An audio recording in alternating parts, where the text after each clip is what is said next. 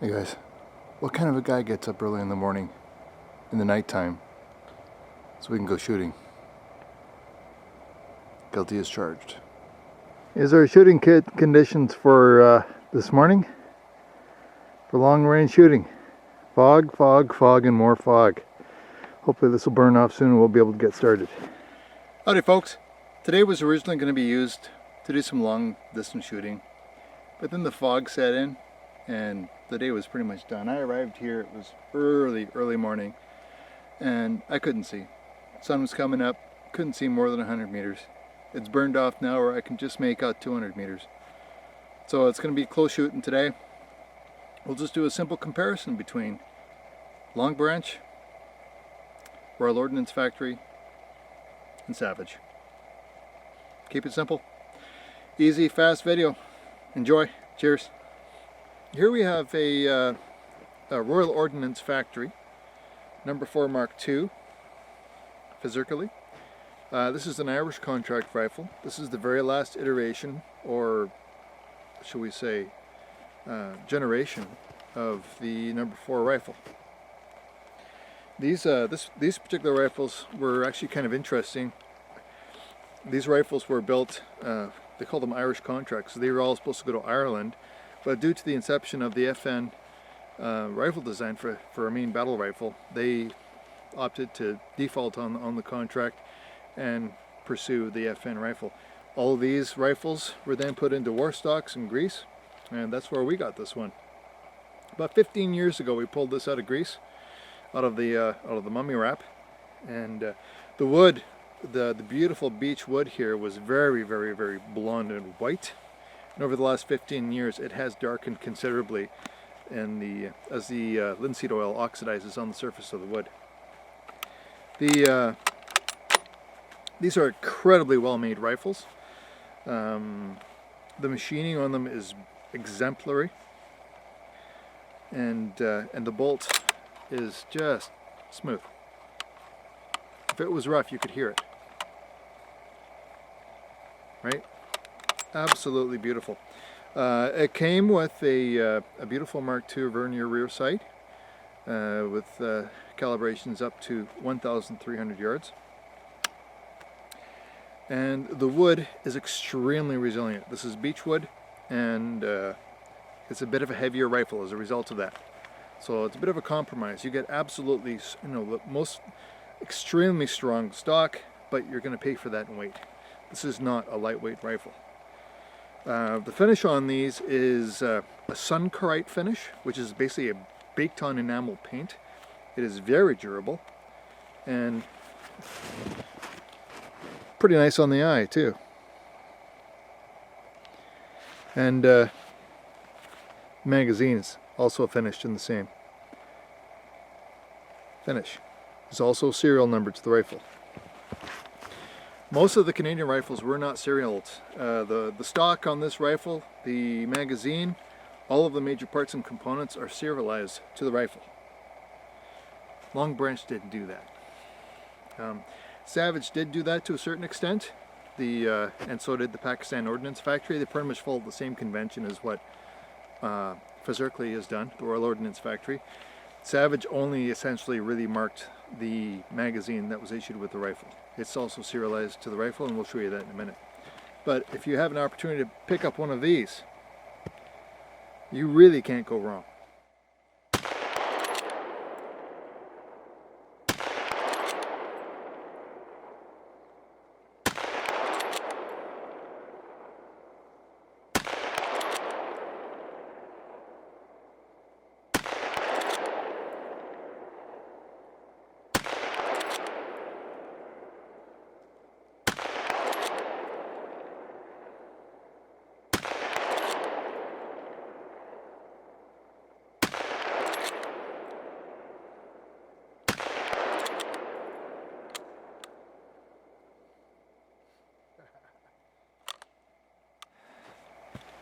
So this red head here is Stockton birch, made by Savage USA.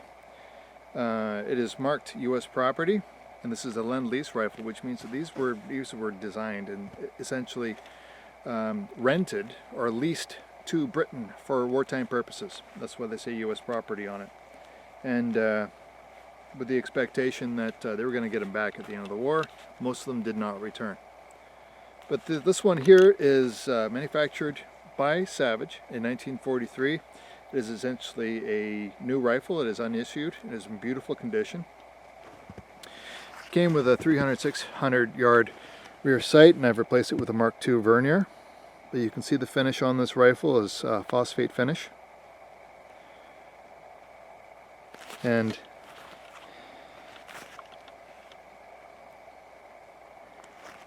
is Savage marked throughout.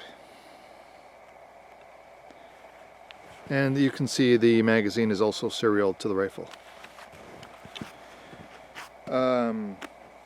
This is a 2-groove.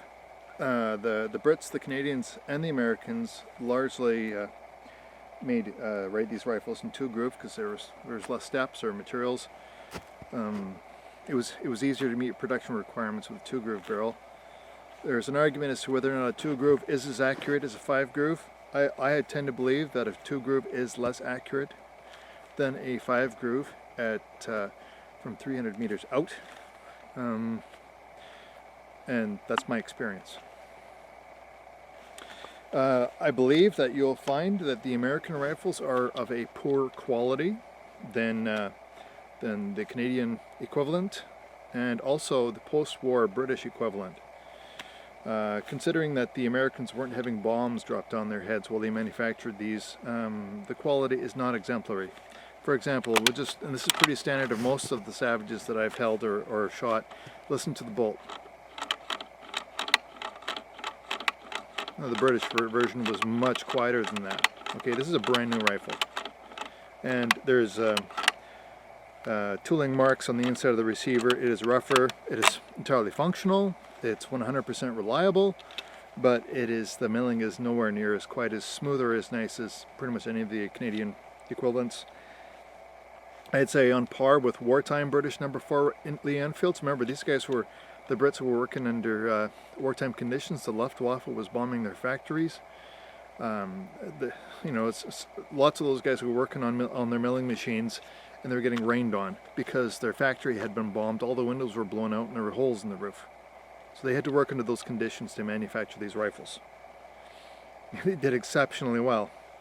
All things considered, they always went bang when you pulled the trigger. Yeah, okay, they weren't necessarily as nice to look at, the British versions, but they always worked. This one here is a little bit funny. There's something going on with the bedding. It's a brand new rifle. There's something funny going on with the bedding, right? So, well, I'm sure that the British consulted with the Americans so far as what the requirements were. However, maybe it's possible that the Americans just didn't get these rifles. It's possible. It's possible. Hard to say for sure. They're beautiful rifles to look at. They're not exceptionally accurate, but they are reliable. And I would have no compunction about going to war with a Savage No4 Mk1 Star. I'd have no hesitation whatsoever. However, I would prefer a British or a Canadian No4.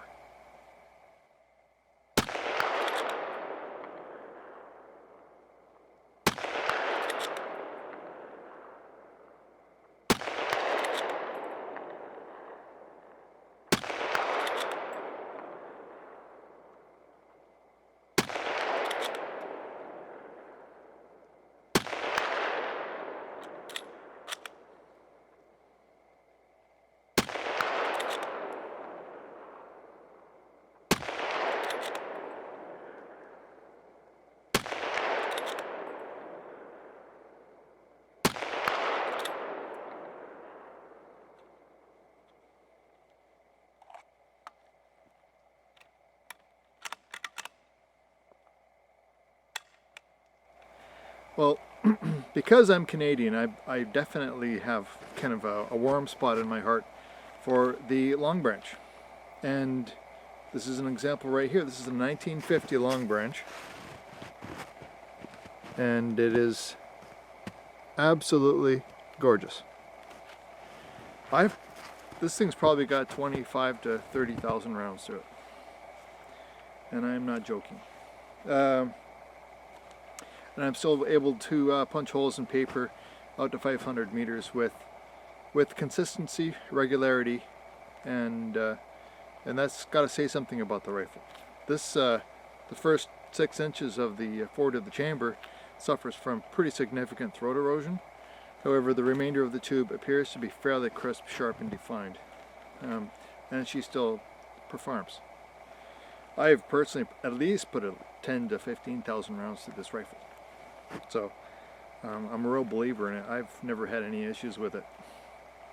You gotta replace the occasional part, you gotta stay on top of maintenance and so on, but Long Branch, in my opinion, is the best of the whole bunch. This is a number 4 Mark 1 star. There was Long Branch did make a number 4 Mark 1 in 1941, but they stopped manufacturing the number 4 Mark 1 at the end of 1941.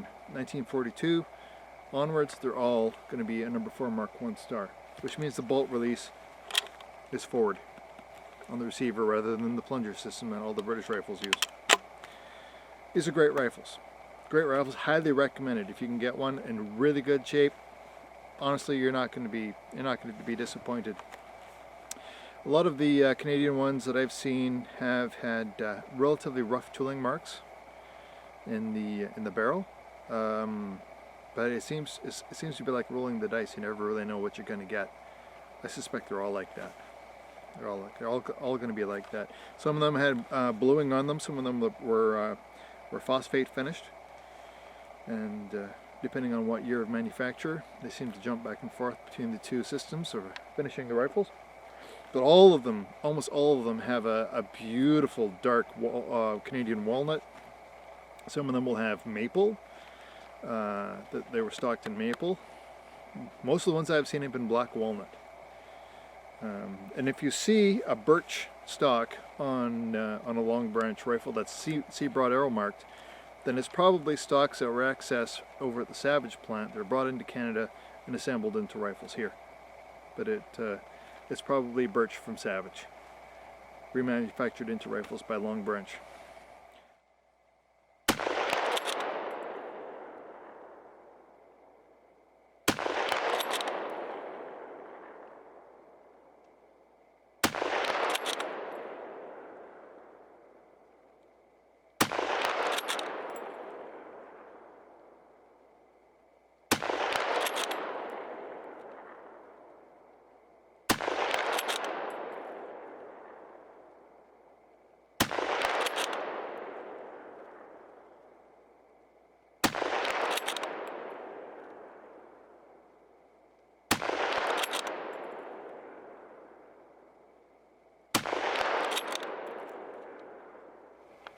Hopefully that helps you with any purchase that you may need to make in the future.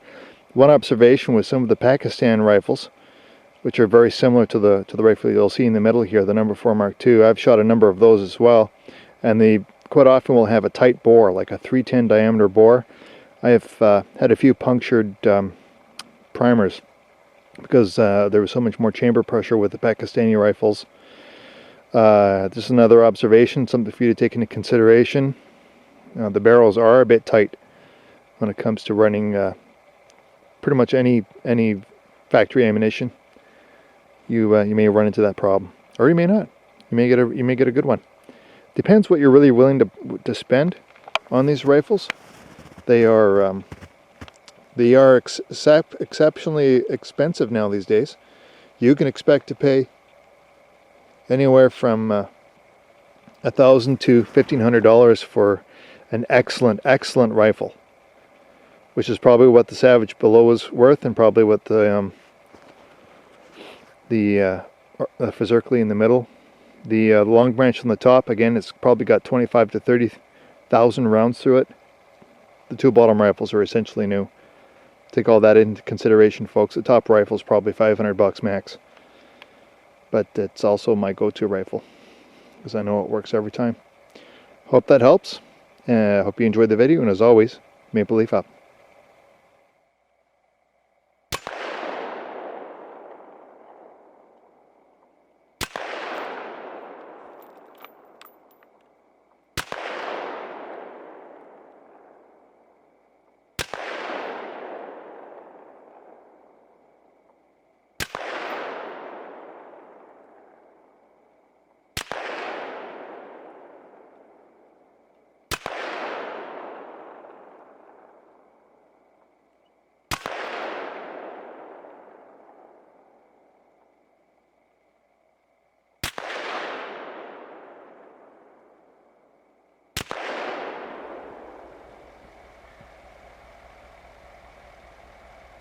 I seriously need new steel. Too bad it costs so much. I need to make some money. Or I need to raise some money.